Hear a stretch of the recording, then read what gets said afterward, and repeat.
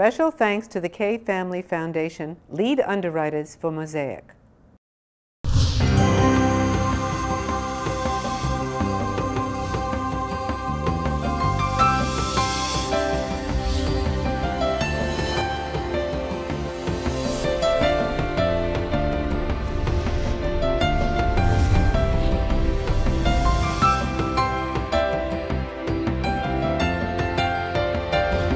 Hello, my name is Barbara Kay, and on behalf of my co-host Susan Schulman-Pertnoy and the Jewish Federation of Palm Beach County, I'd like to welcome you to our program, Mosaic. Our special guest on Mosaic today is an author, lecturer, and chancellor of the Jewish Theological Seminary, Dr. Arnold Eisen. We'll be back with our special guest right after this brief message.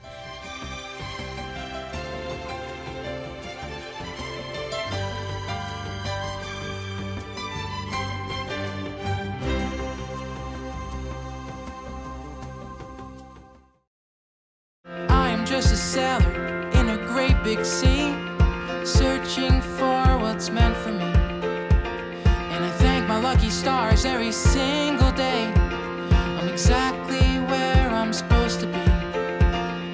When the storm begins to blow, and when I've lost my way back home, oh, there is an answer.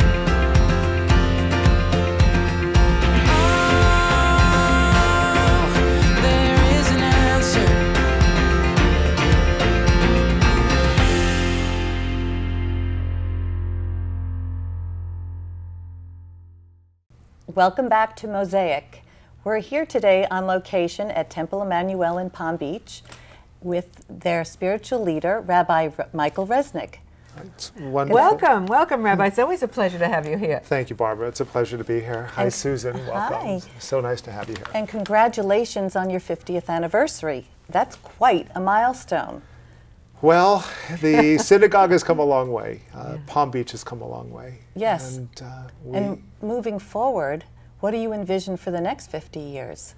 Well, the Jewish world is changing dramatically, I think. And our challenge is to keep the synagogue relevant, not just to tradition, but to the changing needs of the people who come through our doors. And that is our great challenge and our great privilege, to find a way to translate this tradition and make it come alive and exciting and stimulating and enriching and spiritual to everyone who comes through. Yeah. That's our plan, and it will take a few years, but we're committed to the job. Well, it's an exciting challenge, I have to tell you. And on behalf of the celebration this weekend for your 50th anniversary, you have the Chancellor Arnie Eisen from the Jewish Theological Seminary as the guest speaker for the weekend. Yeah, we're delighted to have the Chancellor with us. He's a wonderful man, and he is really at the forefront of doing as a movement what we are trying to do here at the synagogue. And he's supremely equipped to be able to do it. He's creative and committed and in love with Judaism and in love with Jews. And I think to hear him come and inspire us and to share what we're doing with him, it's just a win-win all the way around. And we're always honored when he's here. Yeah, it's a pleasure. We're going to have an opportunity to share him with our viewers at this point. So thank you so much, Rabbi. Thank you, and all good the luck. best and welcome. Good luck. Congratulations again. Thank you. Thank you. Welcome back to Mosaic. Thank you, Barbara. It's It's a such a pleasure to be pleasure here. to have you here. Thank you. You know, I think for the edification of our viewers, it would be interesting to explain the mission of the conservative movement so they understand it. You know, I think that we Jews are part of an age-old covenant, and we're meant to serve God in the world in a way that fits the conditions of the time and place in which we live. And so conservative Judaism is a Judaism that tries to have one foot firmly planted in the Jewish past, be really respectful of our ancestors and the way they lived and practiced and taught Judaism, but also another foot firmly planted in the present and fully engaged, hold nothing back from the society and culture that's around us. And that would be my elevator speech definition of conservative Judaism. That's interesting. You know, before we were going to discuss something. Susan and I were talking prior to the program about some of the things that we were going to talk to you about. But before you ask that question, which I'm very curious about, I just want to hop on one thing. What does it mean to be a covenantal Jew? You mentioned the covenant. Yeah, to me, you know, if you had to pick one thing that's at the very center of Jewish life, you could start in several different places. There's several different options. For me, it's that the Jewish people made a promise a long time ago to each other, to God, and to the world. A promise to each other, to God, and to the world, that we were going to try to live a certain way and make the world better. And to me, the heart of that message is the world's got to be more just, and it's got to be more compassionate. And this is, if you look at the Torah, that's what the Torah describes God as. God is just and compassionate, and we're commanded to be that way too. And it's like you look around at the world, and we, the Jewish people, have the chutzpah to say, it's just not good enough. It's not okay that there are a billion people in the world who live on less than $1 a day, and another billion people who live on less than $2 a day. That's not okay. That's not what God created the world for. And we have the ability to make it better. And that's what I think the covenant is, to keep this faith with our ancestors and our descendants, that we're going to keep on this task to try to fulfill God's intentions for creation. So it sounds like it's like a contract, you know, like it's like a It is a contract. It's like a promise. Yeah.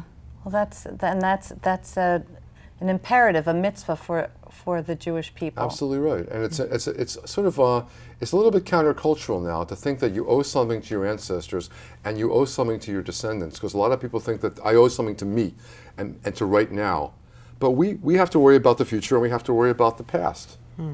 I have this question, and we've been discussing it, and we can't seem to resolve it. Right. There's so few Jews in the world. I think it's less than 0.2% of the world's population. Maybe 15 million in a world of billions. Okay, so therefore, why are there different denominations of Judaism? Why are there multiple factions? The long answer has to do with a lot of history, but the short answer, I think, is because we care so much, we want to do it right. And built into the Torah is disagreement over what it means to get it right. There's been interpretation of Torah from the very, very beginning. So as long as there have been Jews, they've been arguing. We've been arguing about what it means and what we're supposed to do. And there's just no way not to do that. So I'm with you. I would say the default position in Jewish life should be cooperation. Like, don't separate and then cooperate where you can. No, the default position should be we should do as much as we can together, and then where you have to separate, you do. So for example, why do you have to separate? I helped found a day school in Palo Alto. Why? Because my wife and I had a girl. Our first child was a girl. And we went to the Orthodox day school in town, and they told us that from the age of 7, the girls are going to be treated differently than the boys. And we walked out of there and said, thank you very much, we need a different school. So that's one of the reasons why you separate. But there might be people on the other end who would say, and they did, what do you need Hebrew in this school for? It's not important. The important thing is they learn to feel proud as Jews. And I would say, yeah, that's important. Let's be proud as Jews. But Hebrew also counts. This is the language of the Jewish people and our tradition. Therefore, we want our kids in our school to study Hebrew. So we had to argue about that. So there are certain things you feel strongly about that you want to do the right way. And there are other Jews who feel strongly that they have the right way. And so you agree to disagree. But then the hard part is coming back to cooperate. And I think I'm with you, that in this day and age, it's so important that we get out of these old habits and start cooperating more. Well, how do you actually do that? Has the conservative movement made a plan to create more unity? Well, you know, the conservative movement, it's funny you should ask, because if you looked at who is in positions of lay leadership and professional leadership in the Jewish community in North America, overwhelmingly they're conservative Jews, because we're in the middle. It's a simple thing that we care about the whole Jewish people, and we feel comfortable going into an Orthodox synagogue. We feel comfortable going into a Reform synagogue. We often have friendships with people on both sides, and that means that we have a sense of the community as a whole, and so we're drawn to that. I think the way you do it is you reach out, and thank goodness there are now some federations and foundations that are creating an incentive for us to cooperate. So JTS is part of a consortium with Yeshiva University and Hebrew Union College, which is the seminary that ordains Reform rabbis and educators, in the area of Jewish education. And they gave us a really big incentive to do things together, and we are, and it's a pleasure. Yeah. It's wonderful to hear that. I love, because unity is crucial. I mean, we talk a lot about Jewish peoplehood and the connection of Jews worldwide. And when you everybody goes and observes religion in different ways, not working together, that's very disruptive to me, I think. Yeah, I had the occasion recently to give a speech in Israel, and it happened that it took place during the war, which made it all the more meaningful. So I had this speech on the books in Hebrew before an audience in Jerusalem. It was actually at a JTS Shokin library right across the street, literally from the Prime Minister's house, literally across the street from the Prime Minister's house during the war, so you know that plans are being hatched across the street, which are of life and death importance to Israel. And my subject was Israel-diaspora relations against the background of Jewish tradition.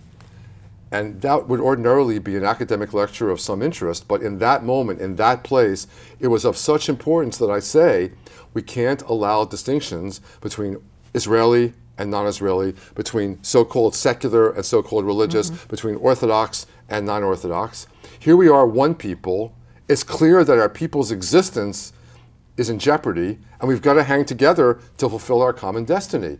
So that was a moment, that was a real dramatic moment to be able to give that talk in that place. In Hebrew, it meant all the more. We were speaking earlier, you and I, about the Mosaic movement, and that exists in Israel. I would like very much, wouldn't you? Yes, if you explain that. The Mosaic movement. For the same reasons in America, but even more so there, you have Jews convinced that it's urgently important to stay close to Jewish tradition as it has been. We're commanded to do certain things. There's Jewish law, there's Jewish teachings, there's Jewish practices, but also they've got to be updated, because in Israel at the present moment, you've got the chance to influence healthcare policy, environmental policy, treatment of minorities, even foreign policy, even the conduct of war. You may know, I think you probably do know, but the Israeli army has an ethics code which is partly influenced by Jewish tradition. It tries to be an ethical army on the basis of Jewish ethics. So it's vitally important to update the tradition. So you find yourselves not only with Orthodox Jews, but in Israel they hold a government-sponsored monopoly. So it's been difficult to get other forms off the ground, but despite that, we now have 70 conservative congregations up and down Israel. We passed the point in the last few years where they're mostly not Anglo-Saxon immigrants, not English-speaking immigrants, but native-born Israelis. They have a Siddur in Hebrew. And I said to them, you know, the difference between me being a conservative Jew and you being a conservative Jew is not just that you call yourselves a Masorti Jew, but you dream in the same language you pray in. I can only imagine how wonderful that is, that the language of your prayers is literally the language of your dreams. It changes everything.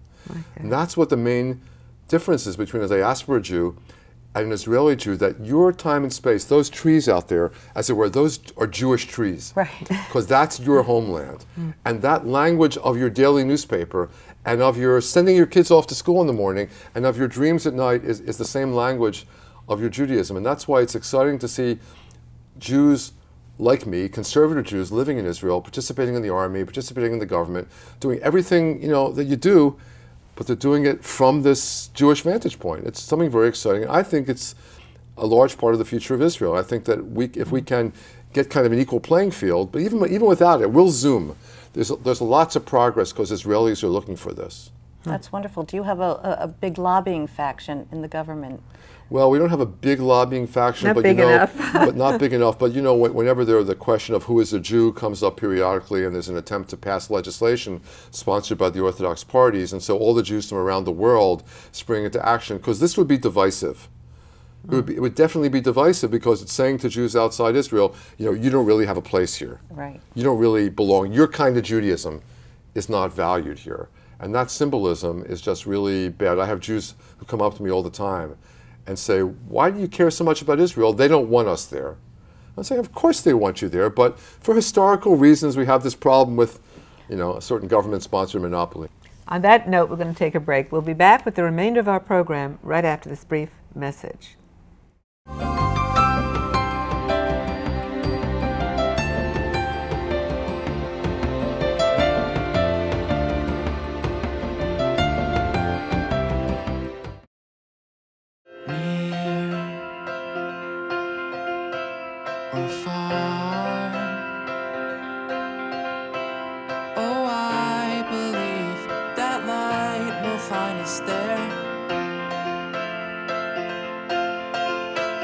and through the dark. Oh, I believe that light will find us there.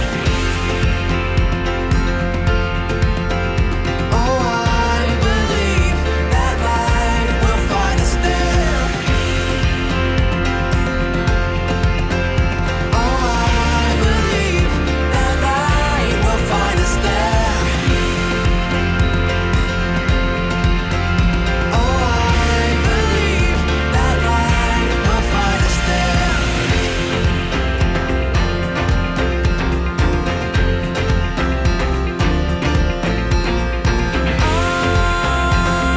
Oh, there is an answer.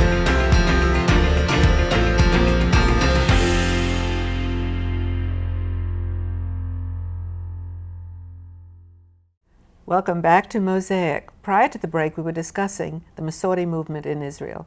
And Susan wanted to ask you a question because we both read the same article that you wrote. How did it feel to be in Israel during the war just now? Paradoxically, I felt like there was nowhere else I would have wanted to be. And I felt grateful to be there because this is my people. And I know that my fate is their fate. And our future is their future in a very real way. And we're also not talking in the abstract here. We're talking about people I've known my entire adult life, some of my closest friends, some of my family.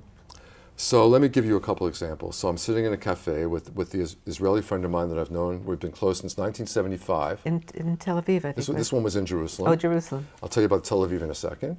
And I'm worried about my son because he's driving home from Ohio and it's a 9-hour drive and he's all alone in the car. And I'm worried, and he's worried about his two sons because they've just called up the reserves because the war has started. And he's got one son in an elite commando unit and he's got another son at an officer training school. And they may have, disbanded the school and temporarily and brought them to the front. And he doesn't know literally where they are and what's going to be. And it just impressed me that here you have these two friends whose lives as Jews take different paths because I chose to live in my place of birth and he chose to live in his place of birth. And so we're living a different Jewish reality. He's also, by the way, a teacher of Judaism, which I was my whole life until I became a chancellor of JTS. Then I'm sitting with a friend of mine in a cafe in Tel Aviv, which is the story that Barbara was talking about, and the air raid siren goes off. And so, calmly, okay, this is not the first time it's happened. Everybody goes to the safest room, which happens to be the kitchen. And we help a little old lady who is scared to death and her heart is pounding. We give her a chair and give her a glass of water. And we all stand there. And then we hear the boom, because the Iron Dome did its job. And you go out and you resume your life. A few minutes later, you're sitting by the window in this cafe in Tel Aviv again. But how did that impact you as an American? I was saying, if I were in America, I would have been asking myself, how does this matter to me? How does this touch me? Why is my life dependent on what's going on in Israel? And indeed, I came back the last day of the war. We got back on the Wednesday, the war ended, and I'm looking at the news, and if you get 3 minutes on the American, and for Israel it's life and death, and it's all the time, 24 hours, live reports of every missile that's fired. They break into the Israeli radio station and tell you a missile has been fired at this settlement. It's your reality. And in America, it's off in the distance and you don't know about it. And I said to myself, this is my life, this is my future, and I'm grateful to be at the place where I can experience it and know it for real and not doubt it, not wonder about whether it really is connected to me. Because when that missile came toward Tel Aviv, it was coming to me, right? And that Iron Dome up there was protecting me, right? And I knew that I was able to sit there with my friend in that cafe and have a cup of coffee because the Israeli Armed Forces was doing its job, right? So you understand the reality much more clearly than you do here, and that's a real gift. I also happen to love it there. That's another thing. Well, yeah, but we were talking earlier about Jewish peoplehood and the understanding of our young people here, about the connection that they have with Israel. Right. How important it is and how desperate we want that. How do we create that opportunity for kids? Is it your environment? Is it our parents? Or what are we doing wrong here? Well, I think we're doing some things right. We're fighting against assimilation and people drifting off the map, kind of, And it takes a couple different things, and I think we're doing each of the things we need to do, but we need to do more of them and get more people involved. So one thing we do is we give people education. Okay? The more you become aware of yourself as a Jew, and part of this history that goes back to the covenant, and with this great achievement in the past, and this amazing achievement in the present, and all these great things that are going on, you feel proud, and you want to be part of this community and part of this tradition, and then you connect to Israel. But seeing that this was a hard thing to do because it depends on getting people inside the door, a few years ago we started this great program called Birthright. Yeah. So that's, in a sense, jump-starting it. So take them, no matter where they are Jewishly, take them as young people, give them an exciting, wonderful trip to Israel, and then hope that their identification is going to grow, and it does. Our question with them is, what do you do when they come back? That's everybody's question now. How do you attach them to something when they come back? Because that's a reality over there, and they don't live there, they live here. And that's what JTS and people like JTS are about. How do we give them better schools, better synagogues, better camps, better youth groups, better learning experiences? What vision of Judaism can we give them? How can we convince them that it's a great life? You've only got one life to live as far as we know. Wouldn't you want to live it as a Jew? It's an amazing way to be. Yeah, oh gosh, if everybody had his passion. Enthusiasm. Part of your passion has been reflected in some of the remarkable programs that you've instituted at the JTS. Apparently there's something called the Context Program at the Jewish Institute for Learning that has a lot of people extraordinarily excited. Can you explain the buzz about that? Well, we're in the business of learning. And I've always had the experience, and I had it again yesterday morning, you put Jews in front of a Jewish text or a piece of Jewish history around the table and get them talking honestly with one another, and you will excite them. This never fails. And so with Context, we started a program of high-level Jewish learning up and down the East Coast, and now we're extending it into the hinterlands. And the idea is, treat people as they are. Give them Jewish education on a really high level. And a lot of the people in these classes have gone through other programs of adult education before. And now we're putting them in front of some of the best Jewish studies professors in the United States, whatever the denomination is, by the way. We just want the best teachers with the most exciting minds. And it's a recipe that's got to succeed because look what we're working with. We're working with Jewish history and we're working with Jewish texts. And they're great. I mean, this week I'll be speaking at synagogue this weekend about the Torah portion. It's Joseph. I mean, what better story is there in anybody's tradition than the Joseph story? Rises from the pit to become the viceroy of the most important empire in the entire world, the Empire of Egypt. It's an incredible story, and it's our story. And it's not just a nice story of the past, but it's very relevant to how Jews live today. There are concrete lessons about ethics and politics. And so I had the experience yesterday putting these really intelligent hedge fund types in front of this story and watching them, you know, respond to the story. That's what Context is about. But you need people that are teaching with passion. Yeah. I mean, the trouble it is, kids used to think when they went to Hebrew school or they went to the synagogue, it was boring. There wasn't any excitement. There wasn't any challenge to them, and it didn't turn them on. What you have is you have to find a way to make it exciting. That's right. And and relevant, you know? Yeah, and the good fortune is we're in a generation where at JTS, but not just at JTS, there are a lot of passionate people around, and they're not all, you know, in the field of education. There are people in the Federation world, there are people in APAC, there are people in organizational life. There's a lot of passion out there. We Jews have a lot to be passionate about. And for a long time, maybe it was because of the environment, and we didn't want to make too much noise, and we didn't want to stick out too much. I think we hid our passion for a long time. And I think it affected us negatively, especially with our young people. A lot of people got the mistaken impression that Jews are not passionate. Jews are a very warm people usually. And you know, and we just got to let this out and be proud of who we are and be proud of our tradition. Yeah, part of our tradition is to do mitzvot. And you started a program called the Mitzvah. Called the Mitzvah Initiative, right. Initiative, yeah. What is that about? Well, we had this idea that, you know, there are a lot of Jews who don't know anything about Judaism, but they know what a mitzvah is. They know what a mitzvah is. Explain it. Well, a mitzvah in the vernacular is a good deed. Do a good deed. You're doing a mitzvah. Justice. Yeah. And it happens that Judaism has always had this concept, way of life, called mitzvah, using the Hebrew pronunciation, Okay. where visiting the sick is a mitzvah. And studying Torah is a mitzvah. And marching against genocide in Darfur is a mitzvah. And working on behalf of Israel is a mitzvah. And the nice thing about this, I would say, is twofold. Number one, it gives you a holistic picture of life. In other words, what Judaism teaches you is that the good deed you do when you visit the sick is connected to the good deed you do when you study Torah or when you pray, or et cetera, et cetera. It's one life, it's one path. And people are looking for wholeness. People feel their lives are fragmented. They want more meaning. They want wholeness.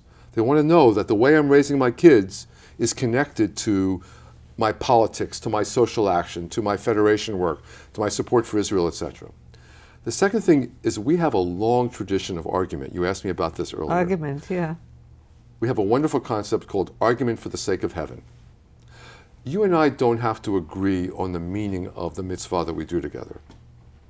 We can sit around the Passover table and discuss for hours what the meaning of Passover is. We can go to a Shabbat service like the one we're going to go to tonight and debate what the meaning of Shabbat is. The important thing is we're doing the mitzvah together.